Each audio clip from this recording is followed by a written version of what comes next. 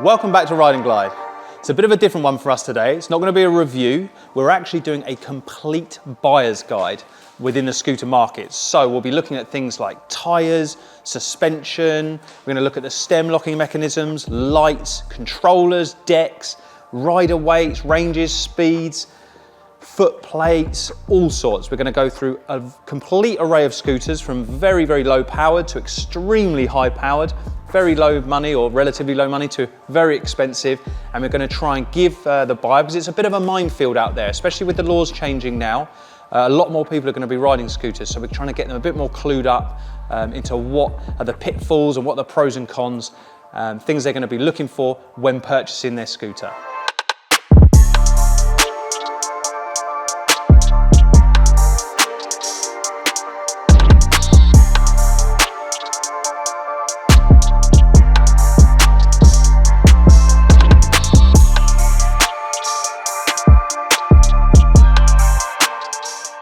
So after we've gone through all of the technical details about all the different components that we've just spoken about, we are going to also do like a mini play roll where we're going to pretend to have a customer come in and go through some of the most frequently asked questions that we get day in, day out, like, how fast does it go?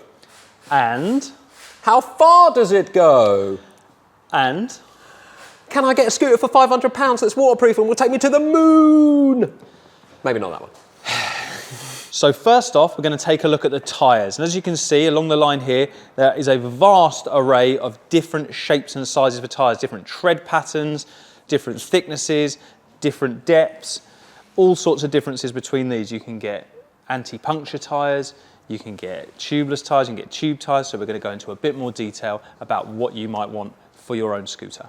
So for the tyres and wheels in general, it's really important to know what size you're looking for and whether you need it to go off-road, things like that.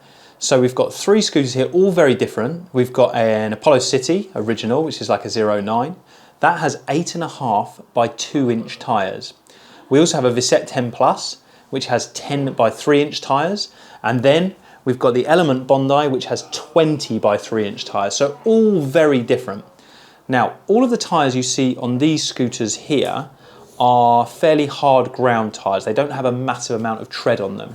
So I'm going to show you the difference between a few different tread patterns. So on a standard sort of road tyre or hard ground tyre, you'll see something like this. They are directional. Then there's another option. You can go for an intermediate or hybrid tyre.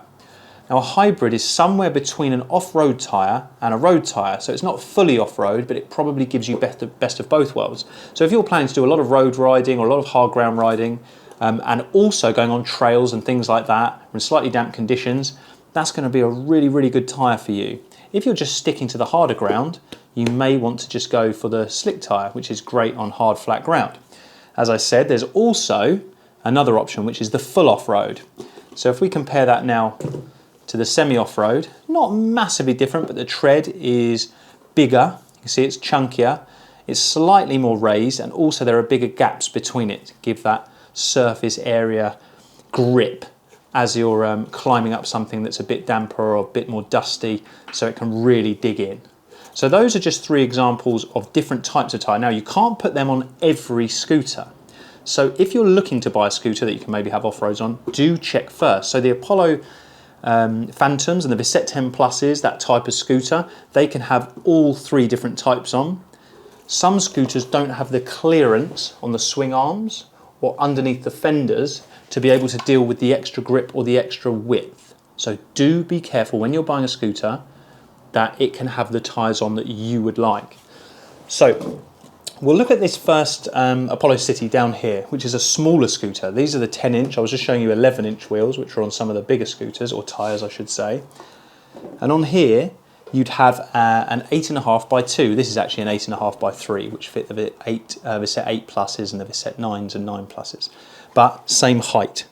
So the 8 is talking about the height of the tyre, 8.5, sorry, and the 2, or the 3 in this case, is the distance across. Okay, so the wider the tyre, generally the more surface area it's going to be touching on the ground, giving you more grip. You can have different profiles of tyre, but That's getting a bit more technical. I'll show you that in a minute. But for the moment, just take that smaller inch, so that either the 8.5 by 2s, which is more like that, or the 8.5 by 3s, you can see the 3 is a slightly wider tyre there. Also, these are a Dualtron mini tyre, quite similar to the InMotion L9. They look cool, they're low profile, but what that means is you may get more punctures if you're a heavier rider. There's not as much give in the top of them as there is in a sort of slightly higher tyre that's going to have a bit more play up and down, whereas here you can get inner tube pinch when they're underinflated quite easily. So the smaller tyres, these 8.5 by 2s, are quite common on commuter scooters, but you are prone to getting more punctures if you're a heavier rider or dropping down curbs, things like that, because they can't absorb the impact like the larger, maybe 10-inch tyres. So let's move on to the 10-inch. Now, like I said, Apollo Phantoms, Visette 10 Plus, Dualtron Victors, that type of thing, they have 10-inch tyres. You can have the roads, you can have the hybrids, and you can have the off-roads. What's really interesting, massive motorbike going past there, what's really interesting is that two of tyres that are the same, so we'll look at the side of the tyre here, 10 by 3, can you read that? 10 inch by 3 inch. And this one as well, 10 inch by 3 inch.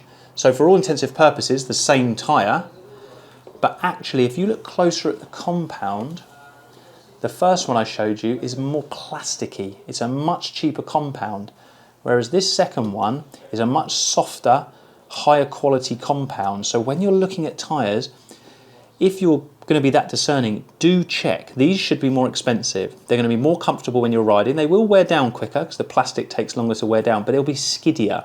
These will give you the grip they're supposed to whilst feeling really comfortable and smooth. So that's something to look out for with tyres. Now, let's just move on quickly to a couple of high performance tyres. Now these are from PMT, a company that make mini moto tyres and have moved into electric scooters now. So a lot of people who are buying high performance scooters like Namis or Thunder 2s, things like that, are looking for a high performance tyre. They might want that for taking on the track when they're racing, or just generally as an upgrade, because people love upgrading their scooters. So these numbers represent 90 is the width, 65 is the profile or the height in relation to the width, or as a percentage to the width.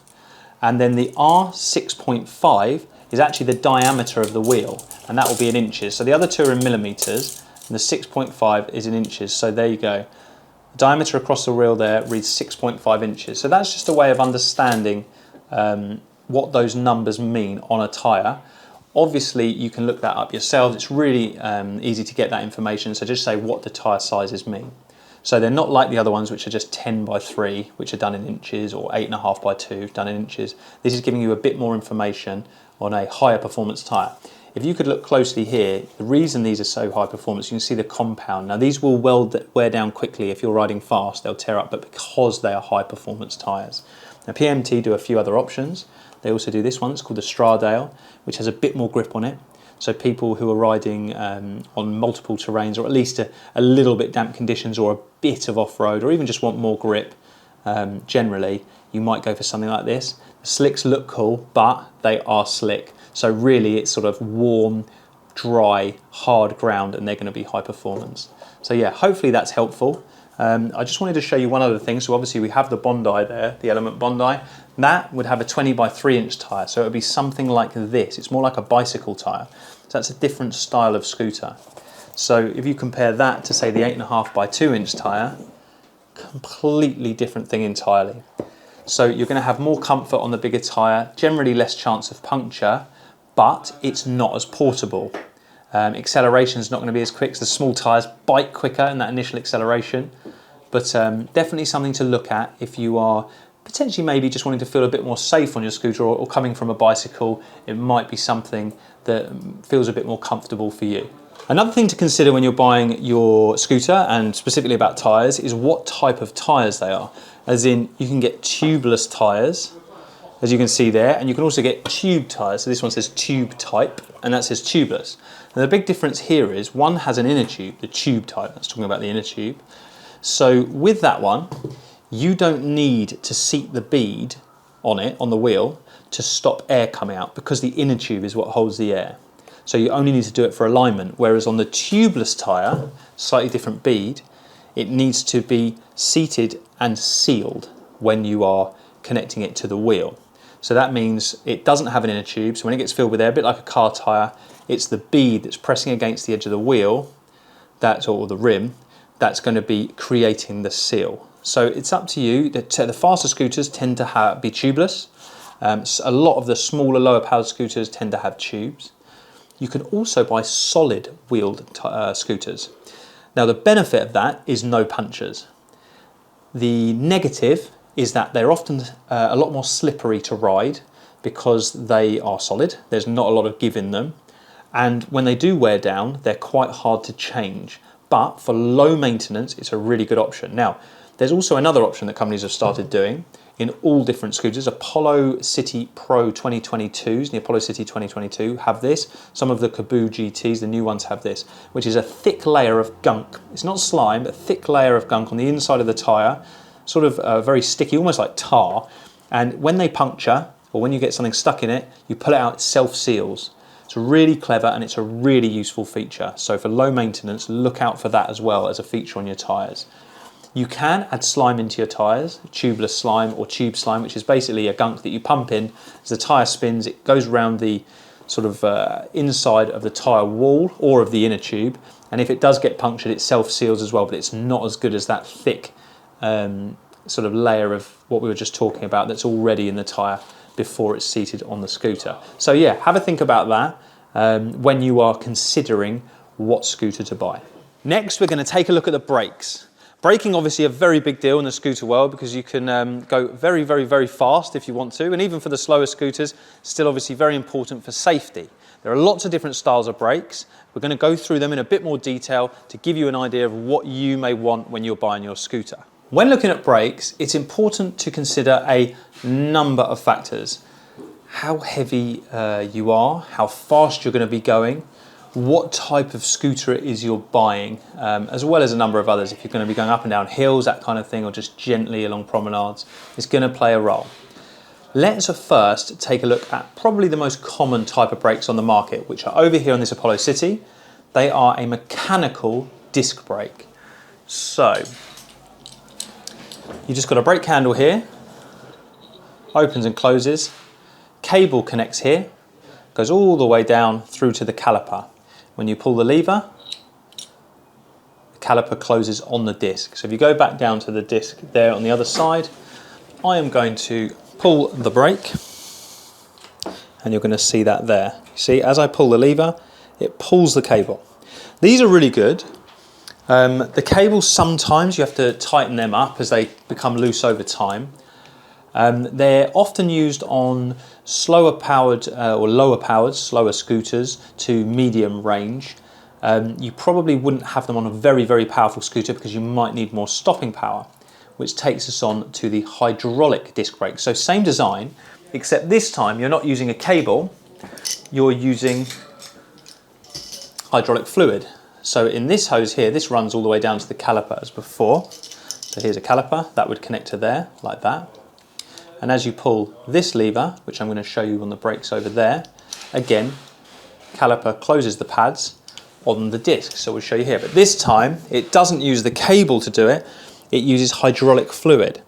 So under pressure, they clamp down. Can you see that? If you go close in on the top of the caliper there, really close in down there, as I pull, that's it, right over the top, you're going to see them locking onto the disc. Now, that hydraulic fluid is going to give a lot more biting or braking power than a cable brake. Discs come into it as well, thickness of discs, how high quality they are. Your pads are going to come into it. You can get ceramic pads, you can get all sorts of you can get extra cooling pads, that type of thing. These are for high performance, faster scooters. Whereas when we're talking about the slower to mid-range, mechanical is fine. A lot of people put hydraulics on anyway just to spec them up because they like to, or they just like the feel of hydraulics. But generally speaking, mechanical are fine on the slower or lower powered scooters. This is the Apollo City 2022, and what they've done is used a different type of brake again. They've used a drum brake. The way a drum brake works, and you'll see it down there, is a cable connects on to this part as it pulls. But I'll show you from this side. So you have a drum here, And these shoes, as it pulls, squeeze out onto the drum.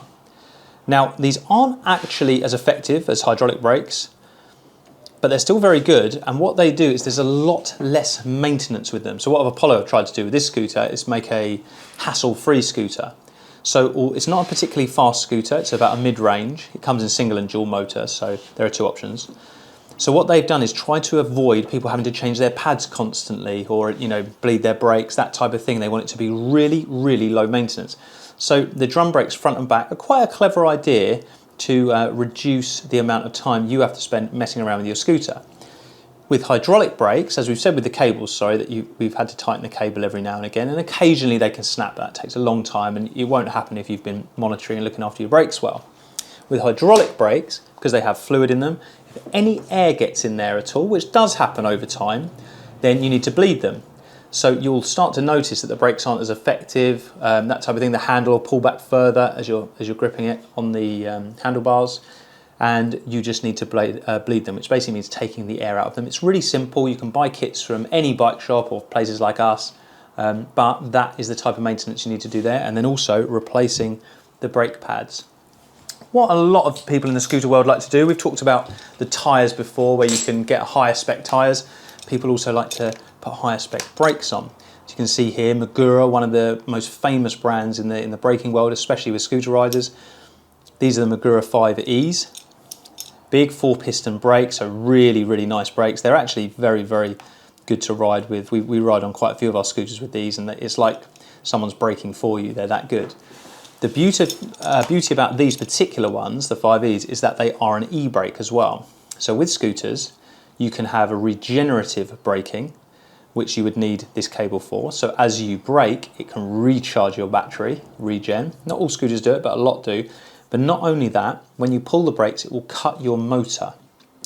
Some people don't like that, but it's an excellent safety feature. So it means you can't have the throttle on and be braking at the same time. As soon as you brake, your motor is cut. And it's a really, I feel, a really good safety feature. Unless you're trying to do burnouts and things like that, or higher performance stuff, it's a really, really good safety feature to have that. And all of these styles of brakes, as you can see, when I even showed you the mechanical brakes here, this cable here is the sensor that goes down and allows the motor to be cut off once you put the brake on. So make sure you have them as a safety feature, and then it's just down to you to decide what brakes you want to pick.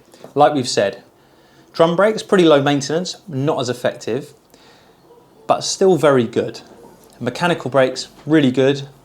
Not as effective as hydraulic brakes, slightly less maintenance. Hydraulic brakes, bit more maintenance, but more effective. Now, we did talk about regen. I just want to take you up here, because on the Apollo City 2022, we've got front and back drums, but you can obviously watch the review for this and you'll see it in more detail. But we've also got a regen brake as well. So what this means is if you're going along and you've got time to stop, you don't need to stop immediately on the brakes, hit your regen, and that will slow you down, come to a stop pretty slowly, and also regen your battery at the same time. It's an amazing feature, and you can set how hard or soft you want that brake in the app that Apollo have developed as well, which is another cool feature actually. So if you want it to be a lot harder, you can just crank that up on the app, and if you want it softer and a bit more gradual, you can do it like that. Also, you can do it all at the same time. So on this particular scooter, there are 3 brakes, whereas on here, 2, and here, 2. But that does have a regen on it as well. Moving on, we're going to take a look at the different types of suspension that you find on scooters. Now, there are scooters that have no suspension at all, and there are some that have fully adjustable, dampened suspension. So, let's go through in a bit more detail to see what kind of comfort you're going to be looking for, what sort of terrain you're going to be riding on your scooter. When you're looking at suspension, there are a few things to consider. First of all, is there any? Now, something like the Bondi is a 500 watt scooter, as we've talked about. It doesn't have any suspension. You can actually add front forks onto it. Because the tyres are so big and it's designed for urban environments, the Bondi doesn't really need suspension. It's going to be only absorbing small bumps in the road, on hard ground, things like that. Then we go up to the Apollo. So if you pan back out there, you'll see a dual motor scooter which is designed slightly for hard ground, but also going a bit off the beaten track as well. And the suspension that actually has, if you come a bit closer here, is a spring suspension. This is quite common on a lot of scooters. They have it on almost all of the Caboos have it, the Mantis have it, and then on the rear of the Wolves as well.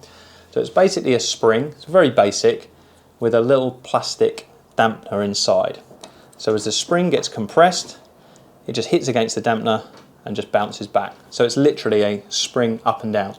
So that's a lot better than nothing, because there's definitely some give there, but there's no rebound adjustment or anything like that. It's purely whatever you put into it is going to give back to you. We've done a really detailed video on suspensions, so definitely check that out if you're more interested in hearing the details about all the different types of suspension.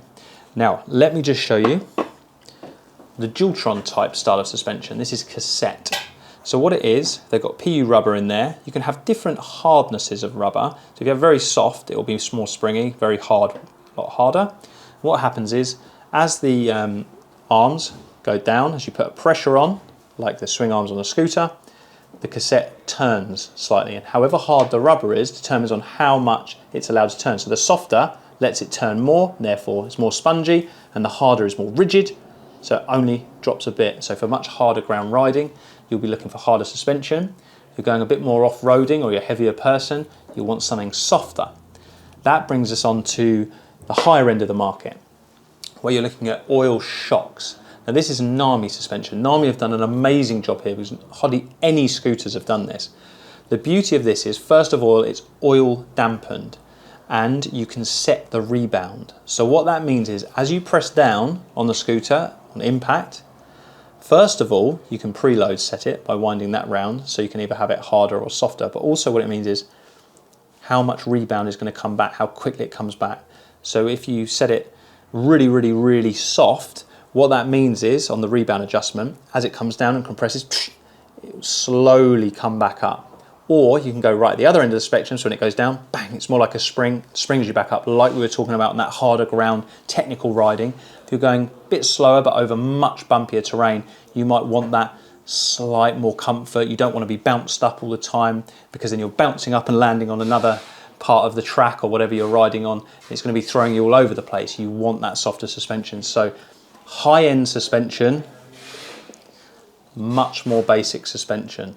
So it's really important when someone says, oh, that scooter's got good suspension or that's got good suspension, actually look at what suspension it is, because that is going to be quite comfortable on just riding about on normal terrain, but as soon as you're going to go off-road, it really has its limits, whereas something like that you're going to be able to get a lot more out of. Coming on to power, we're going to look at the motors on the scooters. We've got single motor, we've got dual motor, some you can switch between single and dual. We've got rear wheel motors, we've got front wheel motors. So we're going to go a bit more in depth, see what we can find out and give you some more information about that. So looking at the motors, there is a lot to talk about in the scooter world. You've got 250 watt motors, or even less than that, but 250 is really the minimum for an adult rider, going all the way up to say 4,000 watts, and that's nominal power. So that's the power that the motor continuously puts out. Well, that's actually spread over two motors on the bigger scooters. So let's look at the Element Bondi, this scooter over here. That is a 500 watt motor. That's what we think the UK rules are going to be when they become legalised. We think it's going to be a 500 watt maximum, because that's what the trials are using. So that will, take you up to 15 miles an hour pretty easily, but it's not going to be amazing on hills. And that, just to give you an idea of the rim, that's basically what it looks like there without the tyre on. So yeah, it's quite large, but it's spoked, this one, because the wheel's so big. Then we look at the NAMI.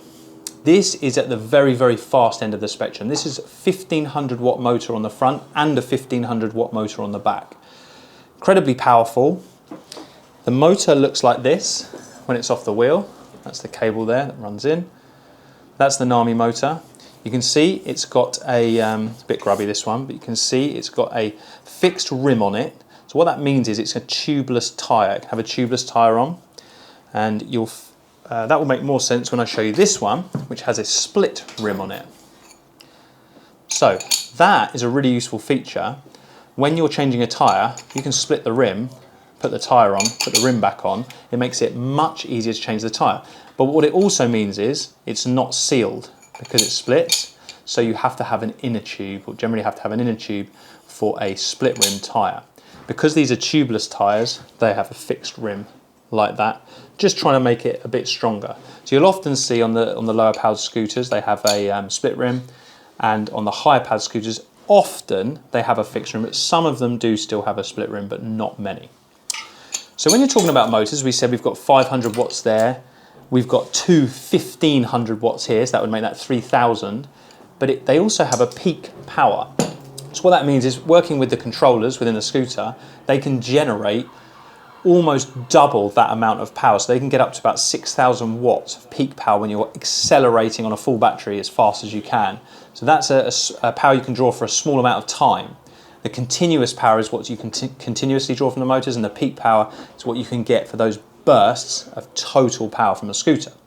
Now, you don't have to have a really low powered scooter, you don't have to have a really high. There are middle options as well. So you look at something like this Apollo Ghost, which is dual motored. It still has a front and rear motor, whereas the Bondi only has a rear motor.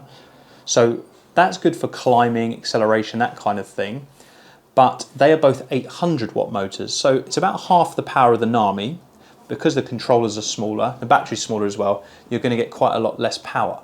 But you're going to get quite a lot more power, the two 800s, than you are with the one 500 watt from over here. We're going to show you some examples of different scooters climbing up the hill to see the motors in action and to show you the difference between the different types of power. So we're going to start from the same spot each time. This is the 500 to 600 watt category of scooter. I'm 85 kilos. He's already cheating, as you can see. I'm not sure he's that confident in his sprinting ability, but he should beat me off the line, but we'll see once we get to the hill how he copes and how this scooter copes with climbing. Like I said, it's only a single, small-wheeled 500-600 watts, so it's a very steep hill. Let's see what happens. 3, 2, 1, go. So, immediately he's beating me off the line. You wait till we get to the hill. So I'm going about 13, 14 mile an hour now. No! Come on! Come on! Come on! Well, I'm right down to about 6 mile an hour, 7 mile an hour. This is a very, very steep hill. Yeah, tell me about it. Oh no, okay, and we're done. We're done. I'm crawling. Yeah, we are done. I've been beaten.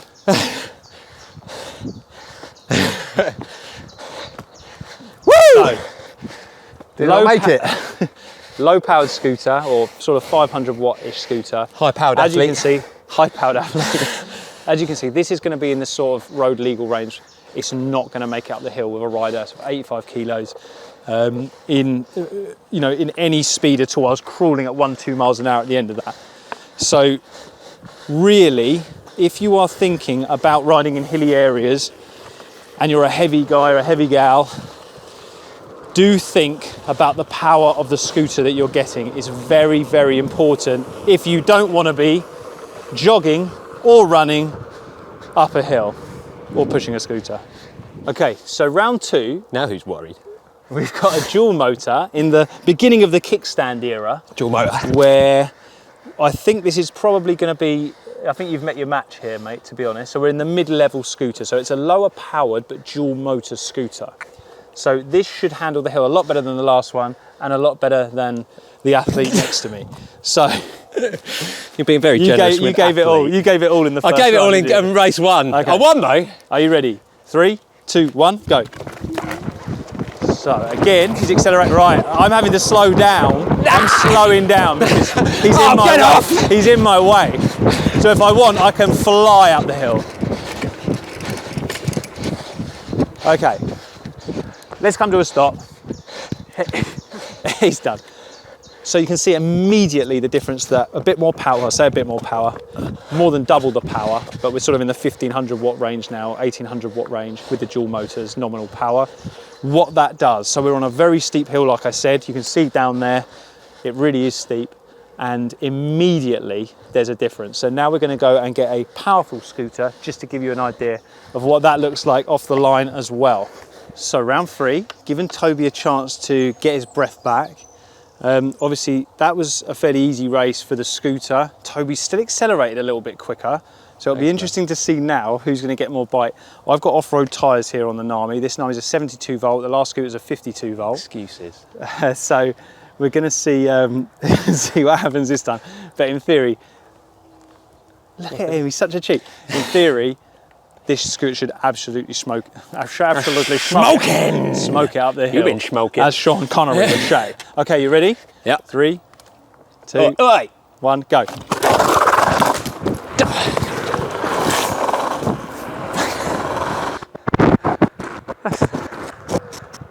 My hammy has gone. I would have had him. It's just my hammy, you know. This is why I never made the Olympics, you know. But we'll go into that another time. My dodgy hammy went, mate. My hammy went. I would have had you otherwise. So, hamstring went, obviously that would have been closer, but every time I've gone on this scooter, it scares me. It's so fast. But hopefully you can see the difference there between a 500 watt scooter, a dual motored 16 to 1800 watt scooter, and then a dual motored 3000 watt scooter, what the difference is. Let's get back to base. So we've just got back from the hill climb. Obviously the scooters are doing fine. The athlete is not doing so well. In my recovery suite. But hopefully that's given you an idea of the different powers of scooters, how well they climb, and you know what sort of thing you can expect from single, dual, and then massively powerful scooters. I'll get you next time. So this is the close-up of a hub motor. So the motors we've just looked at, obviously they directly affect your speed that you're riding at. So when we're looking at the NAMI, that can go 60 mile an hour with those motors and those controllers, whereas the smaller ones can only go about, say, 15 to 18 miles an hour with the smaller, you know, 300, 350 watt motors. So I want to show you the inside of a hub motor. You can see here, you might have heard about magnets before, the magnet count in a motor. So all around the edge here, can you see all these little silver strips right on the edge? They're the magnets. Sometimes people say you drop a magnet, basically means it comes away. So you can also see all of the copper wiring in there, wrapped around super, super tight. So that is a hub motor. You can also see down here, it's got a connector in there. So this is an easy change motor. So really well thought out. You just plug the motor cable in there. Then if you have a problem with the motor or you need to remove it for any reason, you unplug and take out. A lot of these motors are hardwired into the controllers, which is really annoying because then you have to cut them, resolder new wires, repin them, all that sort of thing. So it's again, finding a decent company that make quality products that make it easy for the consumer after they've purchased the item to for maintenance and everything else, including damage that can just be fixed easily. Now we're going to look at something that's very personal to each individual rider, is the throttle or accelerator on the scooter. You get finger throttles, you get twist throttles, you get thumb throttles, loads of different types, loads of different feels depending on hand size and how you like to have your hands when they're on the handlebars. So this is going to be a really interesting one for you guys out there who don't know anything about throttles. So when we talk about throttles or accelerators, it's basically how you make the scooter go. A lot of them are finger throttles, but you do also get thumb throttles and you also get twist throttles as well. So I'm going to show you a few different types now. So first of all, I'll show you one of the more common styles. You'll find this on a lot of Apollos or the older Apollos, and you'll find this on Zeros, Mantises, things like that, Kaboo Mantises. So basically, your hand is on your handlebars here, and you're using your finger to accelerate. This is a very, very common one. The Mini Motors, Dualtron make this. It goes on Dualtrons, it goes on a lot of the higher powered Kaboos, and some of the other higher powered scooters. Again, it's a finger throttle. That is set to a very aggressive mode. So Dualtron are renowned for complete power off the line. As soon as you touch it, it's pulling you away, especially on the more powerful scooters. Slightly more gradual on that, but this is known as being a very aggressive throttle. Now, if you change that over to something like the NAMI, which has this thumb throttle here, so that goes on the handlebars like that, gripping them here, and then you push with your thumb and apply pressure. Now you can apply a tiny bit of pressure, it can go sort of 1 mile an hour, or you can apply full power and the NAMI will go up to 60 mile an hour. So I feel like it's a really, really good throttle. There's a bit of dead space in it, I don't mind that at all, but that's a very comfortable way for me to ride personally. Finger throttles can be very popular as well. Some people like them and they also like the aggressive nature of the Dualtrons, but if you've got very small hands, a finger throttle might be too much of a reach for your finger whilst keeping the rest of your fingers on the grip and on your brake at the same time. Whereas here, I feel like I've got a good grip, on the brakes, I've got a good grip on the handlebar, and also it's a nice smooth pattern. Now there are other thumb throttles that you can see. This is also a very, very common design which you find on the newer Apollos or the more powerful Apollos, and you also find on quite a few other scooters as well, and on bicycles which have throttles on. So that effectively, you're holding there, you're holding like that, if we show you that way around, and you're pushing with your thumb, and it's pushing around like that. Again, pretty gradual throttle. It's quite nice for being able to go slower or faster depending on how much pressure you put on. But it's just another style. Then we go to the grip throttle. Now you'll see that the Element Bondi has a grip throttle on it, which we'll show you on the video. But here, this is actually a half grip throttle. So what happens is this goes over your handlebar. The handlebar, the rest of it comes out here, so that's solid. And on this bit, you roll your hand back, a bit like a motorbike or a scooter. This is actually a half grip throttle. So that's another design like that. And we'll just take you up to the top of these scooters just to show you. So here, when we were talking about the finger throttle, you've got your fingers on the brakes, you've also got your hand on here, on the handlebar, and then you've got to get your finger up there. So some people won't like all of that at the same time. Whereas if you come over to here, to the Apollo 2022, you can have your fingers on the hand on the grip, fingers on the brakes, but also your thumb just there. I feel like that's a slightly safer way of accelerating on a scooter, but it's not for everyone.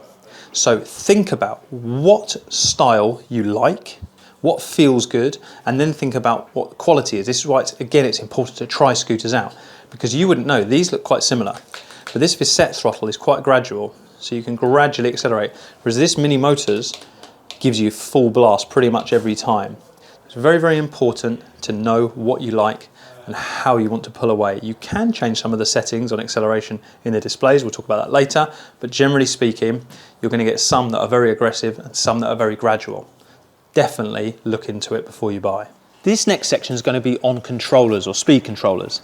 They're basically the brains of the scooter. They allow everything to talk to each other, get the motors working correctly, connecting with the battery and everything like that. So it's going to be a really interesting section. Scooter controllers are a bit of a minefield. It's a very technical area. I am not a technician myself, but I can give you a general understanding of what they're for, I hope. Any more detailed information, obviously call us up, speak to a technician if you can. They're basically the brain of the scooter, so they link everything together. The battery, the display, the controller, the motors, they all talk to each other through the controller, so and how much power is being drawn, so it doesn't over draw power and then blow things up. Obviously you can blow a controller up or blow a fuse, but they are generally there to make sure everything is working correctly. We're going to give you some ideas of what they look like. So a very small controller will be something like this. Basically a tangle of wires. You get one part that plugs into the battery, parts that plug in for the lights, all that type of thing. Some scooters have separate lighting controllers, but some are all housed in one box. Now this, it says on it, is a 52 volt, 25 amp Mini Motors controller. So I know that's for a Dualtron Mini.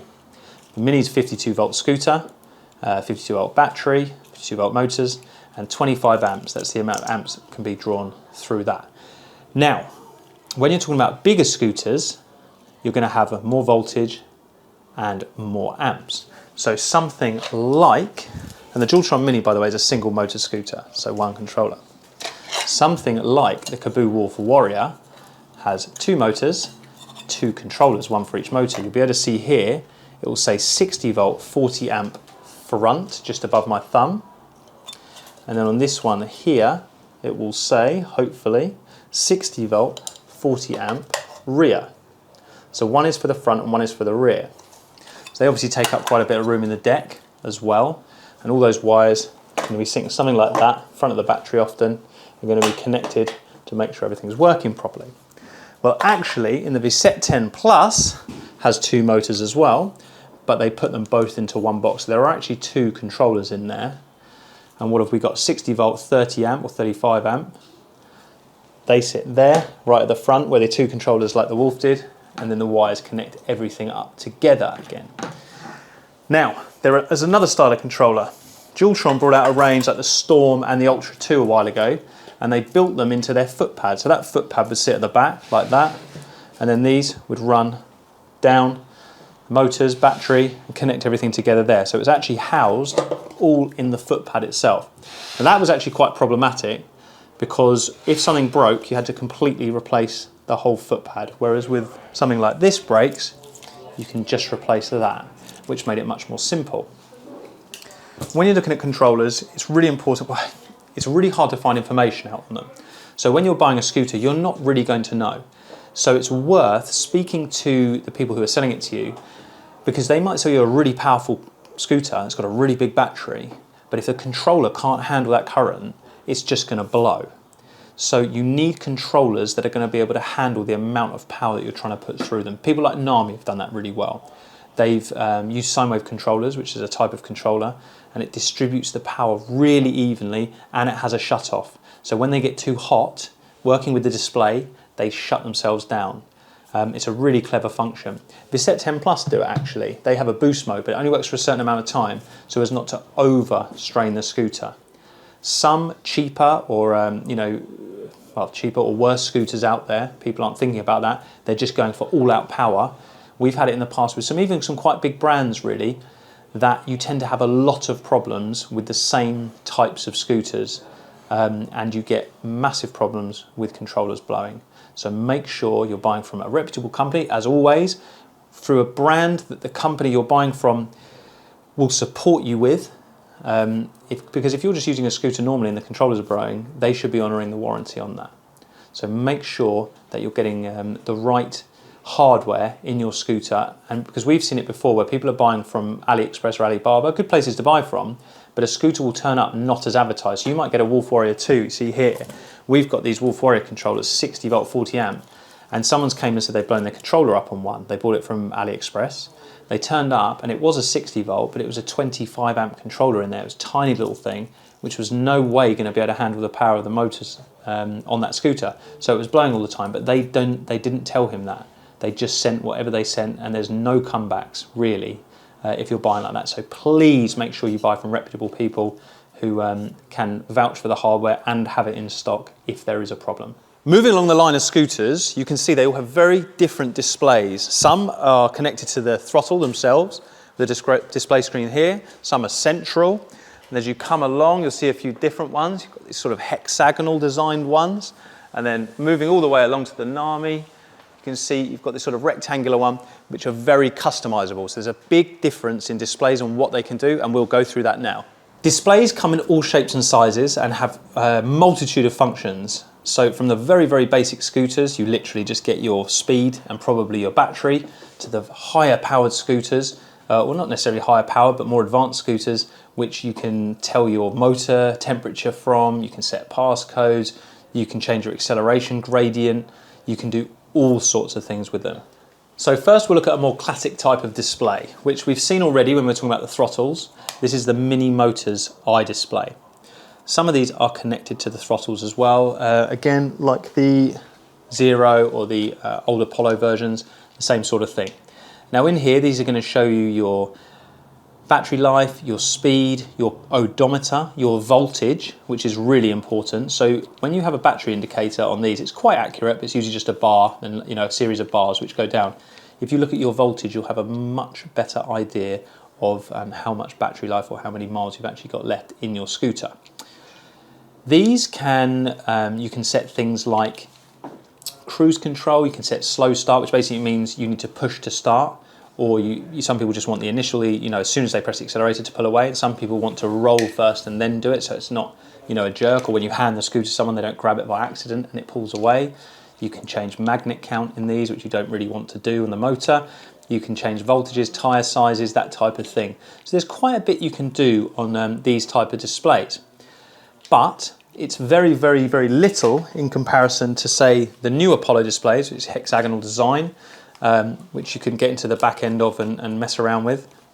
But then you look at something much more advanced like the Nami display here, where you've got the controls. This has P settings, and then it's got advanced P settings, which, as we said earlier, you can first of all see all your data, analytics, but then you can also look at things like motor temperature, things like that. You can program lots of different rider modes, so there are customizable rider modes for how you want the scooter to feel regarding acceleration, braking, top speeds, things like that. So a very, very advanced controller. Also in this, you've got a USB port. You can charge your phone or whatever you want to plug in there as well. It's just another feature here on a more advanced display. Now, displays are useful when you can see them. Some you can't see in light very well. This is a version 1 of the NAMI display. It was okay. It's brilliant when it's sort of not bright sunshine, but as soon as sunshine hits, it's very hard to see the screens. They've now changed that with their new models.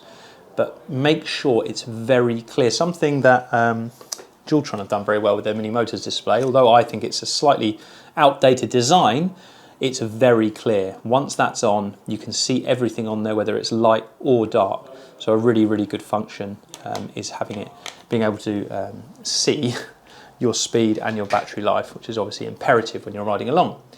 A lot of these displays now will connect to apps.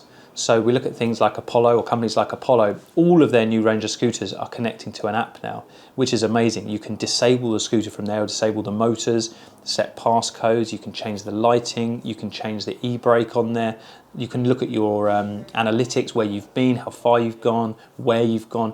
There's a whole host of things you can do on there, and it's also, they're trying to build community into that as well. So if you want, you can share your rides, where you've been, so other people can see them as well, and that type of thing. So whereas the older displays, these type of things, they're not going to have that type of functionality. The newer displays, like the in handlebar mounted ones, and these new hexagonal displays, are going to have Bluetooth chips in them, so you will be able to access that app and all that information. So that's really, really cool. But on a very, very basic scooter, you're probably going to get very, very basic functions. On a much more advanced scooter, you're going to get much more advanced functions. Price doesn't really come into it. You see Dualtron, like I said, they've got the sort of more basic trigger, but they've got very, very powerful scooters. They're very, very powerful, but they're not necessarily advanced. So you want to be looking at companies, if you like the tech, you want to be looking at companies that are really thinking or forward thinking about how they can innovate. Apollo seem to be doing that really well. NAMI seem to be doing that really well as well. So definitely think about that if you're looking for longevity and software updates and things like that down the line, so you don't have to buy a complete whole new scooter to upgrade it. Now we're going to discuss batteries, which obviously links to range, how far the scooter goes. See, some of the smaller scooters have smaller decks. And as you move along, they tend to get bigger. And usually what that means is they get more powerful, but also they have larger batteries. You can get different types of cells within the batteries. Most of them are lithium these days.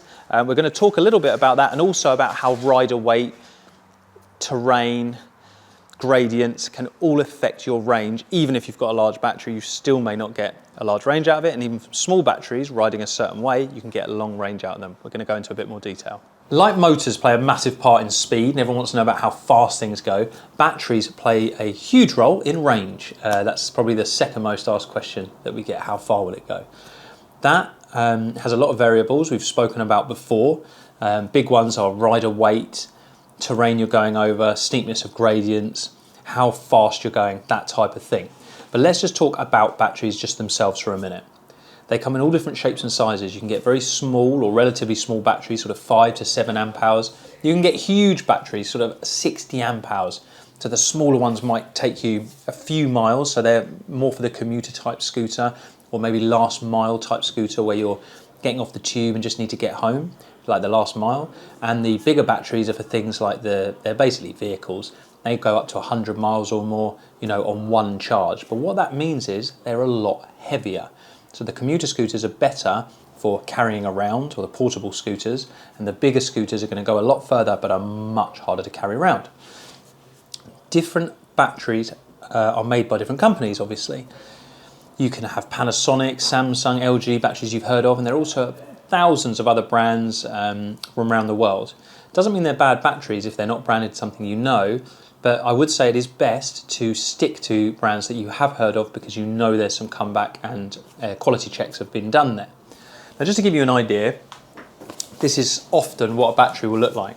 This particular one, 52 volt there, you can see that, 18.2 amp hours. So the voltage and the amps of the battery. And this is made up of lots and lots of small lithium ion cells, which will solder together to create one large battery. Slightly smaller battery here. You can see on this one, it's a bit smaller, but this one says 48 volts, so it's for a 48 volt scooter, and 13.5 amp hours. So less voltage and less amps. So generally speaking, that is going to take you less distance than the larger 52 volt 18.5 amp hour battery. Those are just some examples. They're just wrapped in a heat shrink there. But you can see the difference. Larger battery is probably going to take you further than a smaller battery. And like we said earlier, this is an 18.2 amp hour. You can get 60, 70 amp hour batteries, so you can imagine the size of that. That's quite heavy to hold. That's sort of, I'm guessing, at about 6, 7 kilos, that battery. So you can imagine you're getting this sort of 20 plus kilos for the very large batteries, which is what is making the scooter really, really heavy. There's lots of talk about cells. There used to be, last year, everyone was talking about 18650 cells, sort of size and discharge of the cells. This year it's the 21700 cells, so apparently they pack more power into each cell. So battery technology is constantly evolving. So keep your eye on that when you're buying a scooter. Another thing to consider is, can you remove the battery from your scooter? Not a lot of scooters you can, but we've got an example here of one just to show you. This is the Dualtron City. A few of the bigger scooters now do, and a couple of the smaller ones, but really it's not something that is built in as a function, because companies are always trying to seal their scooters from getting water ingress and things like that. So it's quite hard to have a removable battery but also have it water resistant at the same time. Sorry, I think I just locked that instead of unlocking that. So turn the key, lift up. You can see in here you've got a nice handhold. So what you do is lift that up, pull the connector out, and then pick your battery up and take it off. When you put it back in, you just plug the connector back in again, making sure when you put it back in that it's not compressing the wires. That is a really useful function on a larger scooter. Because they're so heavy, you don't necessarily want to be carrying that up and down your stairs. So you take the battery out, take it into your house or your flat, whatever, or into work, charge it there, and you don't have to carry the whole vehicle with you. Really, really good feature. I hope more scooters get that, but again, if that's something you need to consider when you're thinking about buying a scooter, that's quite an important one. Is the battery removable? A lot of people don't care, they don't need it to be removable, but some definitely will. Brought the InMotion L9 in it's a bit of a funny one because it is a commuter scooter. It's only a 500 watt motor, so it's a lower powered scooter. It's a decent price range, $695. So it's generally seen as a lower powered commuter scooter. The difference with this is they've actually put a large battery in it. So this will go about 40 miles on a charge.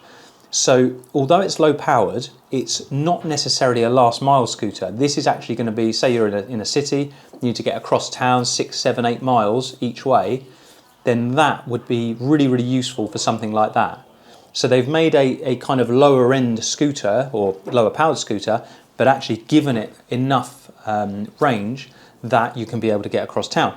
But that makes it heavier. So it's not going to be lifted on and off buses, tubes or whatever, because of its weight, or not, at least not easily. So just to conclude, we've obviously got different amp hours, we've got different voltages. So this is a 60 volt, this Dualtron City. This is actually a 48 volt. The InMotion, we looked at a couple of batteries there, 52 volt. You can get 72 volt, you can get an 84 volt as well. It's obviously getting bigger and bigger and more powerful. And you can go down to 36 volt as well, or even lower than that, 18 volt, but they'd be very, very low powered. Obviously, the bigger the batteries, as we've said, the heavier they're going to get. But when you've got a big scooter with big motors, if you have too small a battery in there, it will draw the power too quickly. So if you want to go fast, it will just draw all that power out of the battery, so you need big, powerful battery, high quality. And the quality really is obviously for safety, but also for the charge cycles. Low quality batteries will only give you a certain amount of charges before they start degrading, whereas higher quality batteries are going to last a lot longer over time.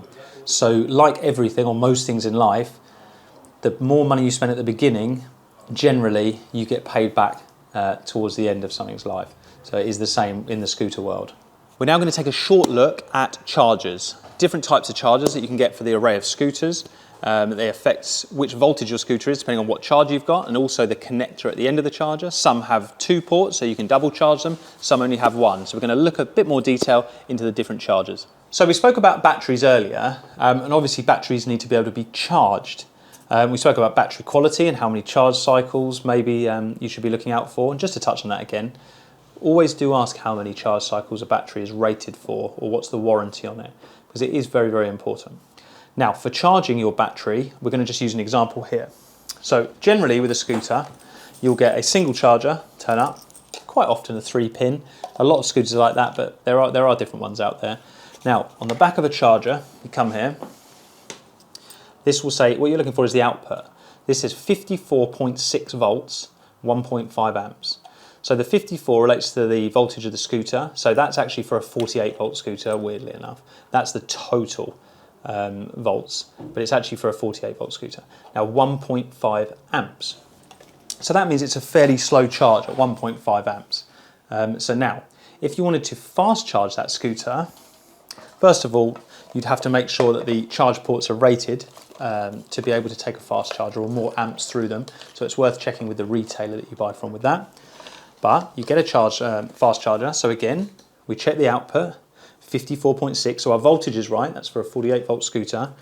This one's 5 amps. So whereas before it was 1.5, this is 5. So this is going to charge your scooter in less than half the time if you use a fast charger. Now, there is quite a lot of debate to say that that can degrade batteries over time, and I think that's true, but it does take a very long time for a high quality battery to be degraded.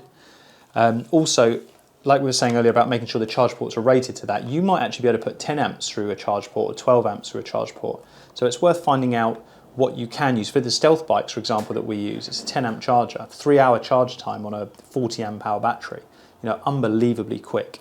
Whereas on a 1.5 amp charger on a 40 amp battery, you might be looking at 20 to 25 hours of charge. So it's really important to understand what charger you can use and roughly how long it's going to take to charge. Now, we showed you earlier the charge ports, but you can see here, the Visette's quite a good example, you've got 2. So you can put one charger on there and one on there, and that will double charge your scooter. So you can either use the single charger, which is the 1.5 amp we showed you earlier, one there and one there, effectively giving you 3 amps charge, so it's going to be a lot quicker than the 1.5. Now, some, like we just said about, put a fast charger on there, you can sometimes put 2 fast chargers on, but it depends on how much those charge ports are rated to, because you don't want to blow them. So really, really make sure you know how many amps you can put through your battery. Some people will always slow charge their batteries because they think it's a better way to charge, and some people will always fast charge their battery because they want it done quick and to go off again. It's up to you, but if the retailer and the manufacturer say it's okay to fast charge, then go ahead, because you're not going to have any problems down the line with warranties and things like that. If they don't, then it's up to you, because if you do that and end up with problems, it could be that your warranty is voided or something like that down the line, which you obviously don't want to happen. Like I said, that 3-pin's a pretty common design, but there are lots of other designs as well. So make sure if you are going to buy a charger off the internet or somewhere like that, it is exactly the right voltage, exactly the right ampage that you're looking for, that your scooter can take. It has the right connector that connects to your scooter, and also it's obviously compatible to the country that you are living in. We have had it in the past where we've had a charger that was bought that was set to 110, and it blew the battery of the scooter once they plugged it in, and we're obviously 240 over here in the UK, which is really, really bad. It's quite dangerous firstly, and also very costly to replace. So think about that, but there's plenty of fast chargers out there. Speak to your retailers and they will be able to guide you in the right direction, and if it's okay for your scooter to use one. The next section is going to be on stems and how they fold. Some have very complicated folding mechanisms, some have very simple. I'll show you this Apollo City, for example. You press this front button here, fold that out, and then fold down. Latch connects down there. So that's a very simple mechanism. We'll go through a few others just to show you the differences and how strong they are once they're actually up and bolted together. We're moving on to folding mechanisms and weight of the scooter. So we'll fold them down and then lift them up, just to give an idea of the differences between a commuter scooter or a portable scooter and a not so portable scooter, or a sort of more of a vehicle. So we'll start with the Apollo City. To fold this down, well, you can just fold it down from the mechanism, but to start, you can also fold the handlebars down, which is a really useful feature. Then you can also, again, to make it even smaller, and this is why it's so good for portability, is take that off and fold that down, and the same on that side.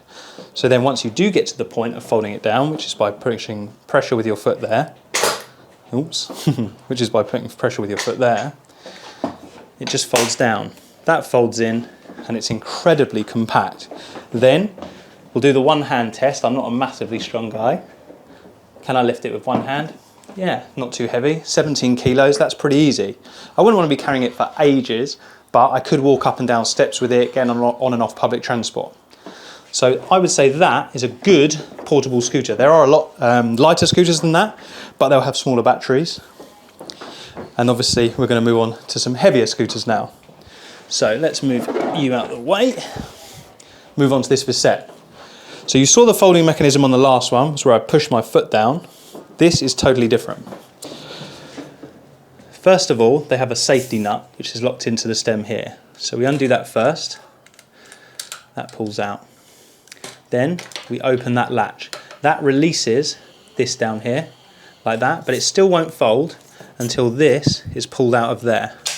So that's pretty good. That's a 3-step locking mechanism. That then folds down and hooks on at the back there.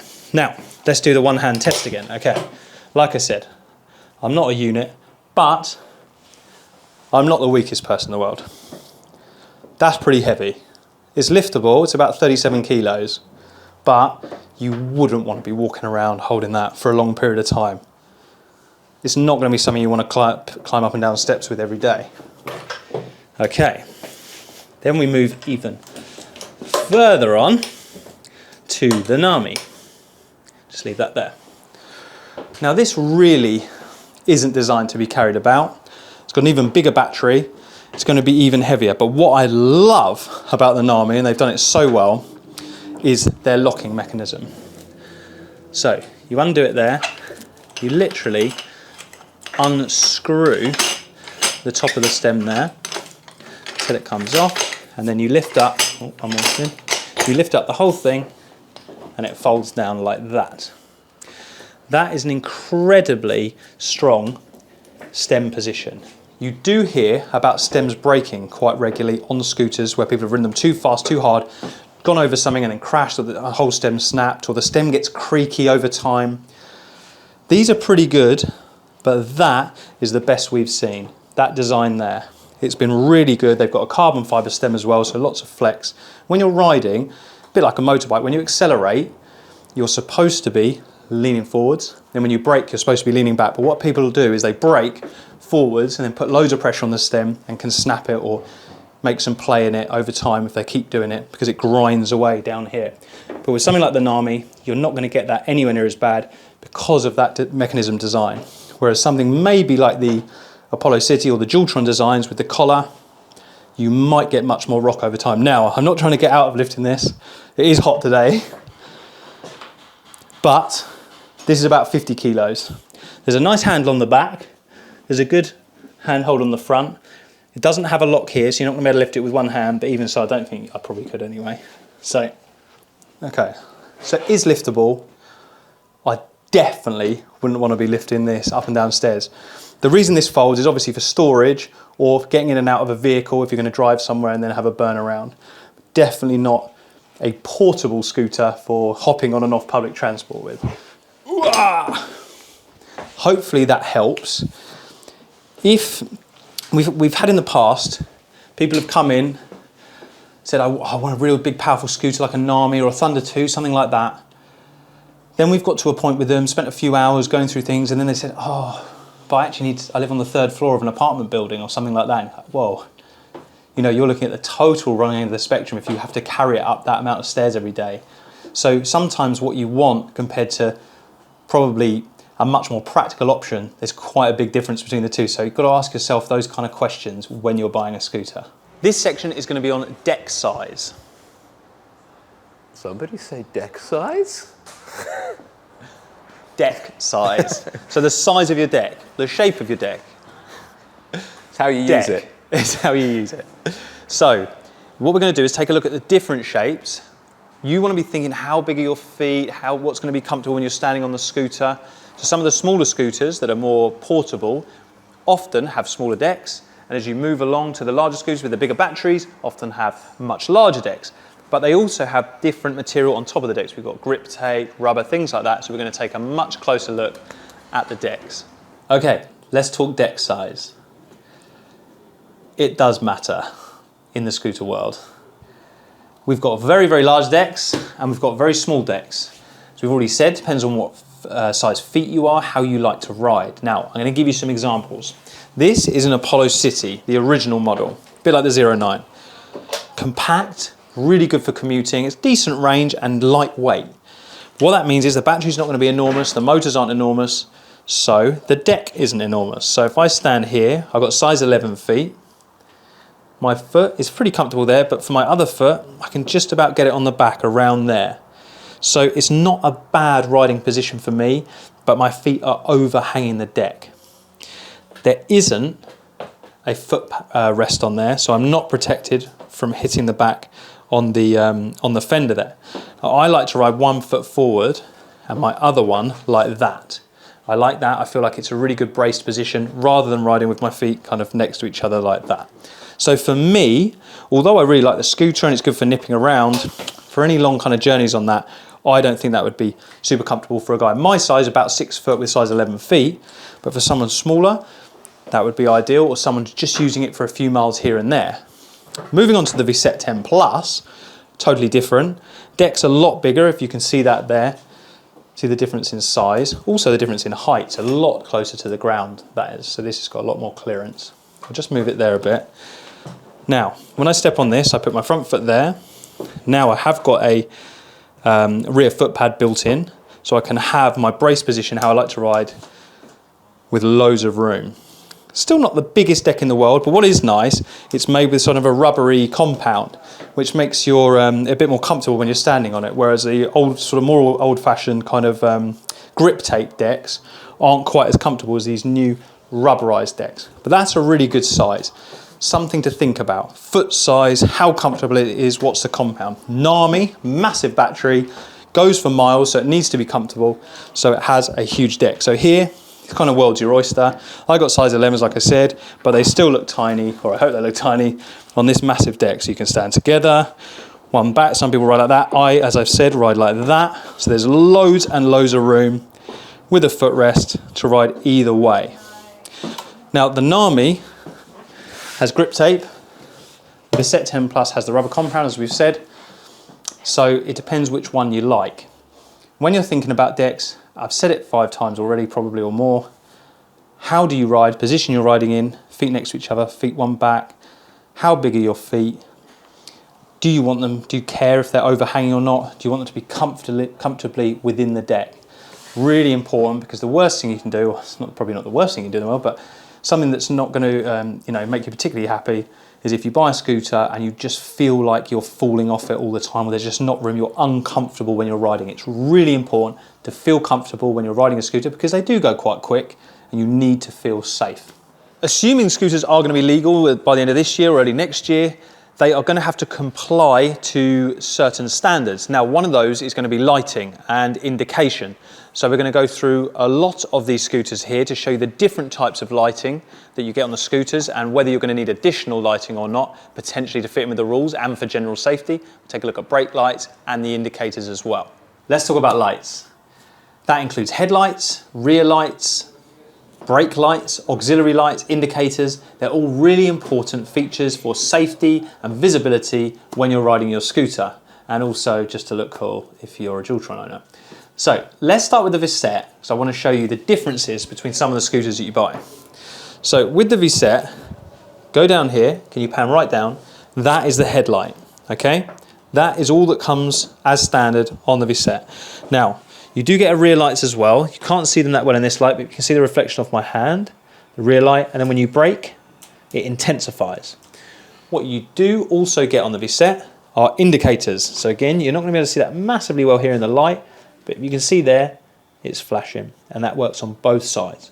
So you get that as standard. It's quite a powerful scooter. You think you might get slightly better lighting than that. It is packed full of features, this scooter, so it is one thing that I think slightly lets it down. Let's move on to the Nami, who I think have thought about it a little bit more. As you can see, before we turn it on, you've got this big headlight here. So we'll turn it on now. Really bright there. 1,000 lumens. Obviously you can set it higher or low. You don't want it going in people's faces, but that's a really good feature that comes with the scooter. That's hardwired in. Come down, you'll see we've got these side lights for visibility as well. We've scratched up this, our demo model, as you can see, but these side lights as well. You can see there's also a rear light. And let me just press the brake. Again, it intensifies. I'm going to put the indicators on now. So this also has indicators. You can see they run from the back there along the side. Really good for visibility. So I would say that's a fairly comprehensive scooter for lighting. That front headlight is a really, really good feature. Now, let's go on to Dualtron. Dualtron are known for being like Christmas trees. So, not always super practical, ultra aggressive on the throttle, as you said before. Did you hear that? I scared the cameraman. But not loads of lights. So, what do you think of that? We've got stem LEDs both sides. Now these can change colour and flash if you want to use your remote control that comes with a scooter. You've got side lights here. You've got front lights down here.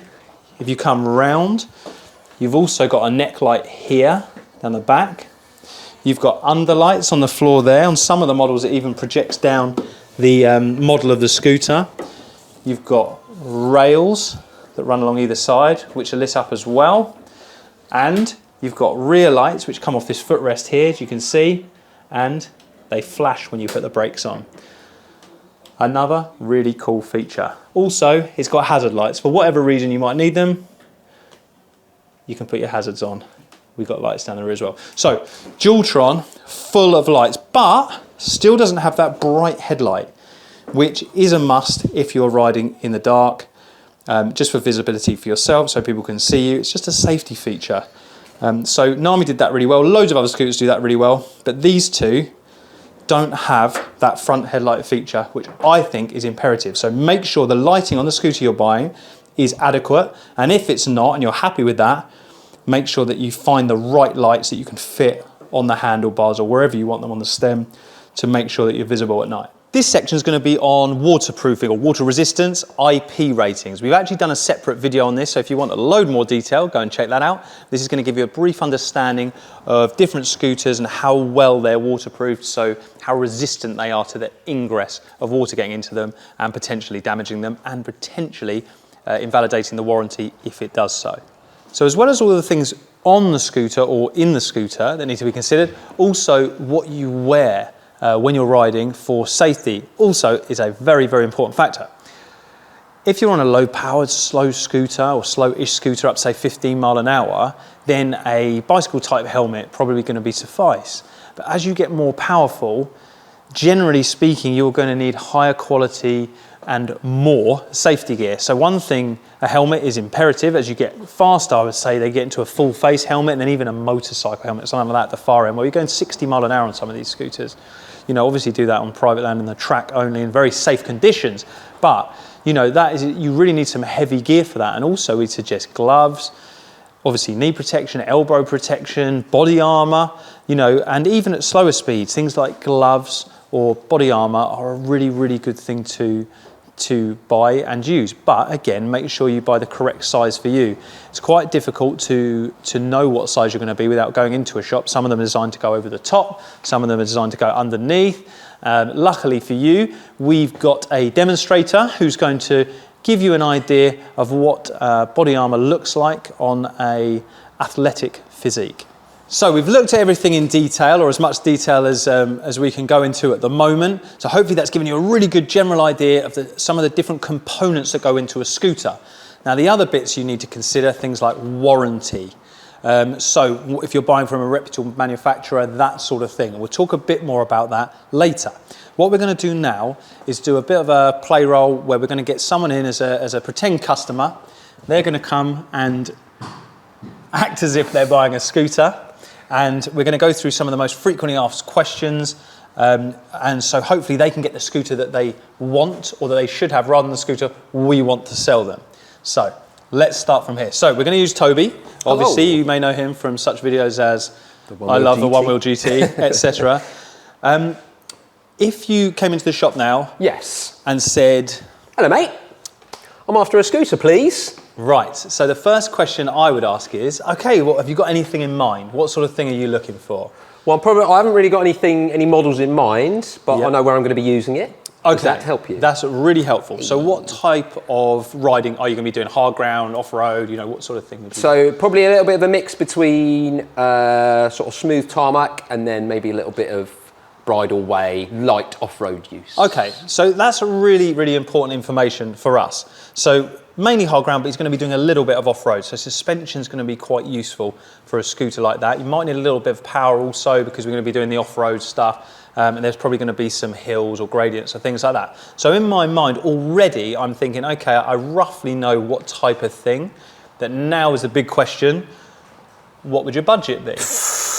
Well, probably 1,500 quid, or if I can find the exact scooter that I'm after, I might be able to push it a bit. Okay, so that's a fairly common thing for people to ask. So £1,500, off-road, well, slightly off-road, with a bit of suspension. There are models in that category. So we start low, we're going to discount these. These are the kind of commuter scooters, portable scooters. They're not going to be able to handle the kind of terrain that he's talking about. As we move along the line, we're getting a bit more powerful, but still I don't feel that the suspension is going to cut it. I would be aiming, especially when he's told us his budget, we're going to be starting here, which is actually at the top of his budget. But what we need are dual motors. For those hills, that type of thing, it's going to really, really be useful when he's out riding on the trails. And as we know in this country, the weather's not always amazing, so we could end up with slightly damp conditions as well, and you're going to want an IP rating for that. So Apollo are a good brand. So I'd be looking from somewhere from here, probably to the Visset 10 Plus. So we'll start the Apollo Ghost, Apollo Phantom, Visset. So dual motor, dual motor, dual motor, 52 volt, 800 watt motors at each end. 52 volt, 1000 watt motors at each end. 60 volt, 1200 watt motors at each end. But it's about £2,000. So then I'd say, Toby, right, okay. I think you'd like to have a go on this. Okay. This is going to be really suitable to you. Have you ever thought about whether you like a thumb throttle, trigger throttle, anything like that? My instinct is I would prefer a thumb throttle. Okay. But I'm not set on it. Okay. Probably worth a go. Phantom has a thumb throttle. Ghost has a finger throttle. You can buy aftermarket parts that fit for them, but as standard, that's what you get. Now, what I'd next ask is, what weight are you? Obviously, he's, without being too rude. That's a very personal question, but I'm probably 60, 70 kilos. Okay, and roughly slender guy. Roughly what height, foot size? 6 foot. A lot of measurements. 10 and a half. Here. Yeah, okay. Yeah, I don't want a suit. So, all of these scooters are going to be able to take that weight. Generally, scooters can take up to about 120 kilos. Some go over that and some are under, but you can get up to about 150 on some of the bigger ones, and some of the smaller ones probably max out at 100 kilos. So, what I would say to Toby is, let's try the Ghost, let's try the Phantom, and let's try the Visset 10 Plus. That would be my inkling. So what I'd be thinking in my head is, he said 1,500, which is about here, but he might want a bit more power. Well, like I said, if I find the one, then I'll push my budget up a bit. Okay. I like the look of that yellow one. You do, right, okay. So the Apollo Ghost, we've got 800 watt motors, as I said, we've got 1,000 watt motors on there, 1200s on there, 52 volt, 60. This is where I'd start you with a £1,500 because it's in your budget. Right. I've got a feeling you're probably going to want to go faster than that. I look like a gnarly dude. Yeah, when I said the 1,000, the 1,200, your eyes sort of lit up. So what does that translate to? I know you can't answer that, all rider weight, conditions and stuff. Yeah, so in terms of how could I expect the performance to differ between this one and this one? So yeah, my standard answer would be, of course, I can't tell you that, like you just said. Yes. Rider weight, terrain, gradients, whatever. But you're probably going to be able to go 40 miles an hour max on that, and you're probably going to be able to go 44, 45 miles per hour max on that, and a bit further. Okay. Then we go up to here, and you're probably going to be able closer to 50 mile an hour, and even further still. That's rapid. That's really quick. But it's not just about that, it's about acceleration as well, how smooth it is. If you are, I don't know, have you got big hills where you're going? Not necessarily massively rough off terrain, but is it quite steep? Yeah, I'd say steep and sort of undulating. So from what we're talking about now, you may even be discounting the Ghost. So that may be bringing it down to the slightly more powerful scooters that are really going to aid him when getting up the hill, although they're a bit out of his budget. We'll discuss that and see if that's something viably that you might take on board. So how much was this one, sorry? So these are the 15. Apollo Phantom. This is 1750, and then you're in the 2000. Yeah, I mean, we're still in the sort of ballpark, aren't we? And like I said, if I could find something that ticks all my boxes, then don't mind spending a little bit more so money. would you like to have a go on the Phantom? Yes. Okay. I would. And the Visette? Yeah, go on then. Yeah. I mean, like I said, my instinct is I feel like I would prefer a thumb throttle, but I'm happy to give it a try. Okay, and what, maybe discount the Ghost just for now? Yes. And then maybe have a look I think, afterwards. yeah, if I ride these and I feel like the performance is excessive, then maybe I could dial it down a bit, but you're always going to want more power. All right, so let's go. I think we'll go Visette first.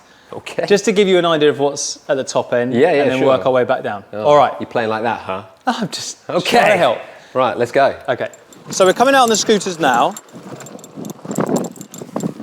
The real thing is to see how Toby finds the feel of them. As you can see immediately, they're both dual motors. We're not going to go fast, but get an idea, Toby, of what sort of the acceleration is like, what the suspension's like, go over a few bumps. Yeah. And I'm going to let you go off and try and go up the hill as well and see how you feel like the hill climb will be. Try and experience the type of terrain that you're likely to be going over on your trips when you buy your scooter. Cool. Okay, so off you go. So take it off to this little bumpy lay-by here so I can get an idea of what it feels like on the slightly bumpier stuff. Still feels really composed though. So just gonna head up this hill now as well. See how it climbs the hill. This is quite a bumpy hill too. Go off-road a bit. See how the suspension copes while climbing uphill.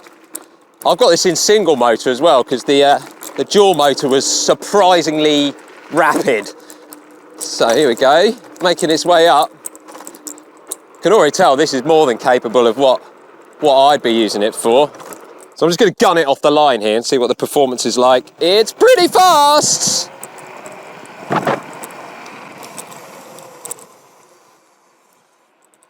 Yeah, I mean, I'm definitely going to wuss out before this thing does. Yeah, it's fast enough for me. Pretty rapid. I mean, we're doing 24, 25 miles an hour and the pickup is pretty instant. Yeah, fast enough for me. Okay. Hello, mate. So, if you're a real customer now, I'd be saying, how did you find that? What sort of feeling was it? It was rapid. Right, okay. Very Most fast. people say that about that Yeah. scooter. Fast, feel good? Yeah, it felt good. Does it feel like the type of thing, like imagine you are a real customer, does that feel like the type of thing you would be looking for? Yes. Is that what you'd expected? I mean, the performance of it was probably exceeded what I was expecting. Okay. But I'm going to reserve judgment until I've tried I was this one. going to say, now 'cause it's I've got time to nothing try the compare Phantom. it to at the moment. So, give this one a go. Yep. Do exactly the same thing you did on that one. Okay. And then we'll come back, because this really is going to make your mind up for you on Sure. which one you're going to get. So, off you go. Cool. Have fun. See you in a minute.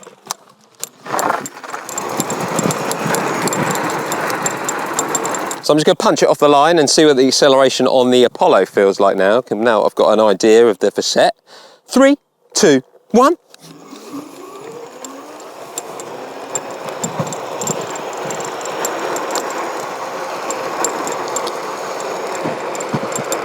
So definitely doesn't feel as punchy as the Visette, but in a way, for some people that might be a positive. Still more than enough performance. Okay, you are back. That was a very, very, very quick run. Yeah. Obviously, you took quite a long time on the Visette, but I presume there's a reason that was a lot quicker on the Phantom? Yes, I mean the power of that thing is intoxicating. Yeah. And again, my gut coming in would be I prefer a thumb throttle, which is what the Phantom has. Yeah. But the all-round experience that I had on the Visette felt more like composed for the areas I'd be using it in. Okay. And like I said, it's rapid. Okay, so if you were going to make a decision on a purchase, Yes. you'd probably be leaning towards the Visette, even though it was quite a lot more than what you were Yeah, originally I think gonna so, spend. because... You think it'd be worth that extra? I think so, yeah. I mean, the performance, even just the performance, these two are quite similar, but the Visette felt like it had even more punch than this did. So Well, this going is down to something like this that is within my budget Yeah. now seems like I would just be wanting for more. Yeah, that's the tricky thing. We have it with skateboards as well, one wheels, things like that. People sometimes go for the smaller one, then think, oh, I wish I'd gone for the one further. It doesn't always work like that, but that is often the case. And what's really interesting about this is that Toby came in not saying I want speed or I want acceleration. He actually said, I just want something to nip about, mainly hard ground, bit off-road, that's it. And what turns out is that he loved the adrenaline, loved the acceleration. He's got a need for speed. And we found that out, but only by trying out the products. He thought he definitely wanted a thumb throttle, but you were happy with the trigger. You know, that's really interesting. And that happens a lot when people are coming in or phoning us up asking for things. What should I get? You know, this or that. It's so important to go through all of the things that we spoke about earlier, because actually it quite often turns out that it's something completely different to what you thought you might have wanted in the first place. But you can only find that out by, like you said, people should come in and fill out a checklist before they even start asking questions. That's it. Yeah. As with many things in life, Pascal, our preconceptions can sometimes be wrong. That's right. Toby's lesson of the day there. There you go. Yes, so the Phantom, obviously that's a 52 volt, not the 60 volt. The 60 volt would be quite a bit more similar to the Visette 10 Plus. But interestingly, between that 52 and that 60, and there's only a small motor power difference, there's a lot of performance difference. So these things that we spoke about earlier in the video, controllers, battery, and motors, make a big difference when it comes to performance.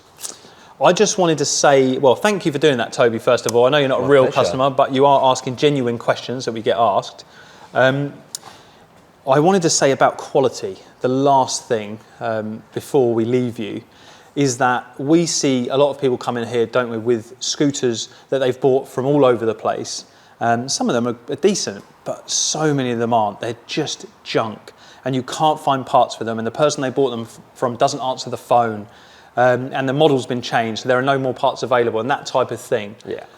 So, I mean, I know you'd say, Toby, because you deal with a lot of it sort of in front of house. Yes. Please buy quality. Please check who you're buying from, you know, that type of thing. I think a lot of people, when they're buying, especially when they're looking to buy something like this, which, you know, granted, they're a lot of money, but when you're spending that amount of money, you want to make sure you're getting value for it, I think is what's important. Not necessarily that you're getting a cheap deal, because as Pascal said, you know, a lot of the time that can end up coming round and biting you in the long run. You might save a few quid on the first purchase, but then you're going to spend however much time and effort just trying to keep the thing going. Yeah. We have it with waterproofing a lot, don't we? Yes. So scooters that don't have a waterproof rating or an IP rating, again, check the video out that we did before, you can get a tiny bit of moisture into a scooter that breaks it, you're not covered. If you haven't bought a scooter with a rating like that, you've got no chance of getting that repaired for free, and that can be really costly. You blow a battery up, it can be hundreds and hundreds and hundreds of pounds. Yeah. Then finding somewhere to even fit it. So please, there are really good shops out there, not just Ride and Glide, there are really good shops out there, but there are loads of con artists and dodgy deals as well. So please, take your time, speak to people, come in if you can.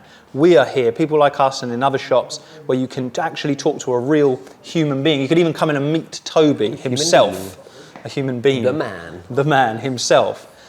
So, there's nothing more to say about that. Hopefully this guide has provided you with some really good knowledge and at least made you think about some questions that you might not have thought about asking before. Yourself. You're asking yourself. Not just us, but asking yourself before you even seek out someone like us. That's right. But again, we're always here at the other end of the phone, or an email, or a live chat. Yeah, we're trying to do all that horrible hard work for you guys, companies like ours, trawling through the pit of, you know, electric scooters and electric products to try and find the best companies to work with, the highest performing, and not just the highest performing, the highest consistently performing products that are reliable and have backup. And deliver a good experience. Yes. So if you need any more information, go to www.rideandglide.co.uk, get us on phone.